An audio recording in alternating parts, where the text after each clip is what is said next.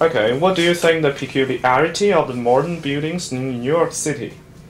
I don't know. Modern buildings don't really stand out as peculiar to me because every generation has its own architecture, and that's just kind of what is going on now. So, I don't find them to be peculiar. Okay, there are some Gothic architecture in New York City. What do you think the difference between the modern buildings and Gothic architectures?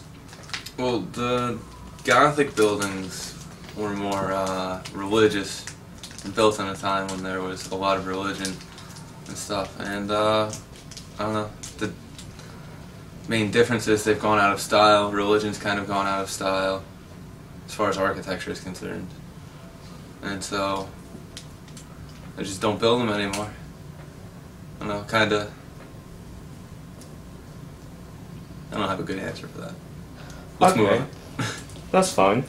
What's the influence of building to New York City and human life? Oh, I've been to New York City before, and it's pretty hectic. I feel like because there's a lot of space, but you don't feel like there is, and you gotta rush from one building to the next and just get in and get out. I don't know. Makes it pretty nutty. Okay, what do you think the peculiarity of the buildings in the countryside? You're jumping from New York City to the countryside. It's a pretty big leap. I don't know. The buildings in the countryside, they're like small, spread out. I don't know if you're talking about farms or not. Farms, just one building sitting on several acres. Small towns, really low to the ground, 2 stories at most.